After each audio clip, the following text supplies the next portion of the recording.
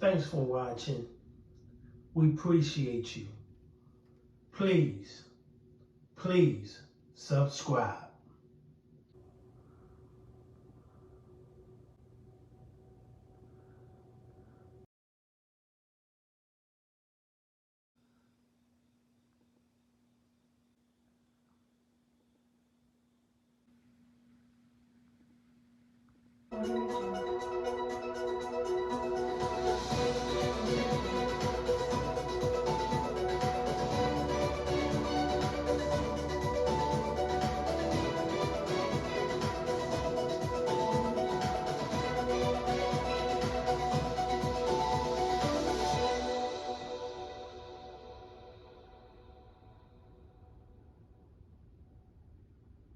Has resumed today on the University of Idaho campus in Moscow as the community mourns the loss of 4 young college students killed over the weekend. Thank you for being here tonight. I'm Whitney Ward. We have new details now in that quadruple homicide investigation of 4 U of I students. Police now believe an edged weapon like a knife was used in what they are calling an isolated and targeted attack. No arrests have been made yet, but police say they are following leads and identifying persons of interest. However, they continue to insist there is no threat to the community. Our Amanda Rowley has been in Moscow all day today, continuing to look for answers. Amanda, what else have we learned here just in the last few hours? Yeah, well, Whitney, we spoke with the Latah County coroner just a few hours ago. Kathy Mabbitt is calling all 4 deaths homicides and that the cause of death is likely a stabbing, but we won't know that for certain until the autopsy report comes back and she can make that official ruling. Now, to break that down even further, Latah County contracts its autopsies out to the Spokane County Medical Examiner. I confirmed this afternoon that Spokane County is in fact conducting the autopsies on the 4 University of Idaho students. The county spokesperson for Spokane says the medical examiner has not yet started those autopsies. Once they are done, the medical examiner will forward her recommended findings to the Latah County coroner. The Moscow Police Department or the Latah County coroner will release the official ruling. Now, this afternoon, the coroner described what was a gruesome scene at that home of those 4 students. Well, there was a lot of blood. It was a very sad scene. Now, Mabbitt has been the county coroner for 16 years, and she says in that time there have been at least 2 other multiple homicide scenes that she's been to, but she says this current homicide investigation is the only one that she's been to where there are 4 people at one scene.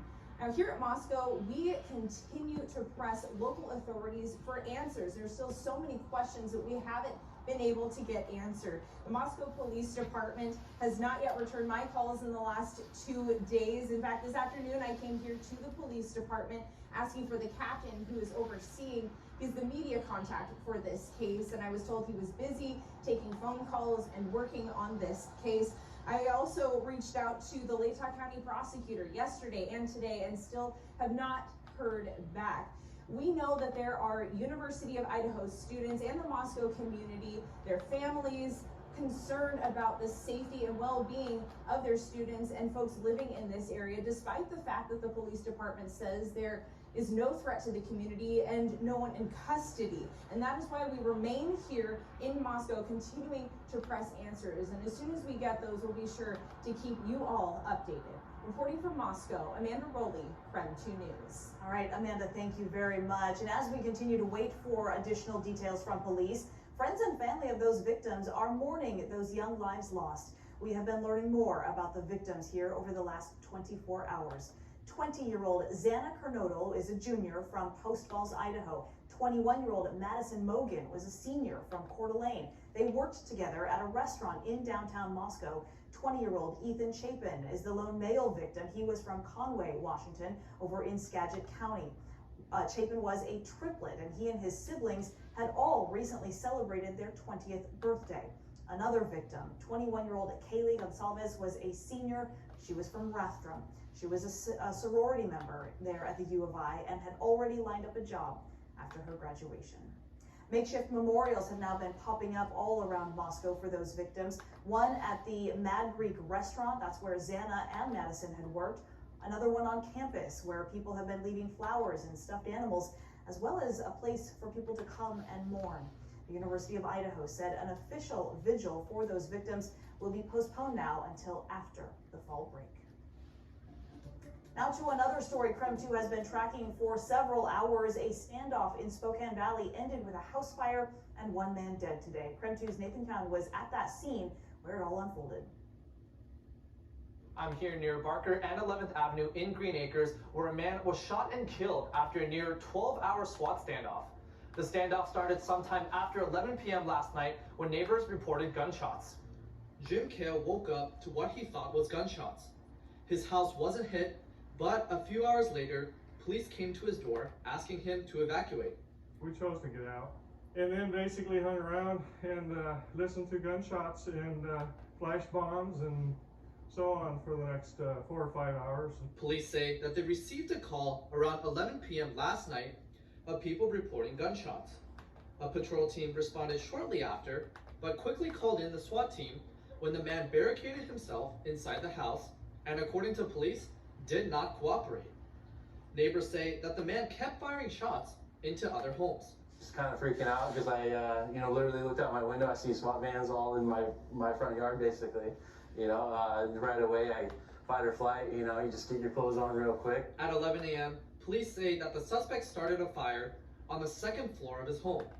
That's when the suspect walked out of his house and the SWAT team shot and killed him. It's unclear if the man was shooting at SWAT when he walked out. Kale says that he isn't surprised of what happened.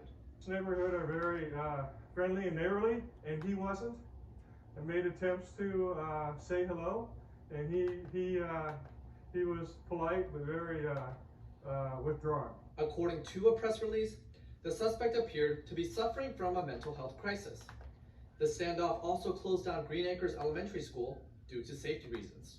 So police say they tried to communicate with the suspect, but the suspect refused to cooperate, and you can see the road where the standoff happened is still closed, and officials don't know when they'll open it up.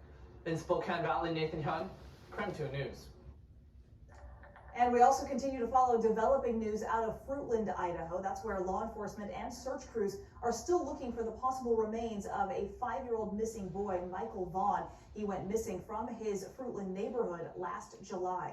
Crews have been digging in a backyard just 4 minutes from where the Vaughn family lived. And authorities arrested one of the people who lives in that home over the weekend. 35-year-old Sarah Wandra was charged with failure to report a death in connection to this case. According to court documents, lawyers have now ordered a mental health evaluation for her.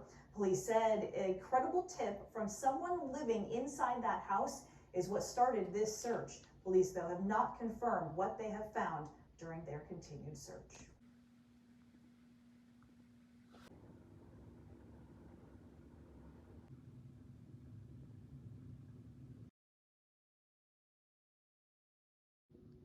Thanks for watching. We appreciate you. Please subscribe.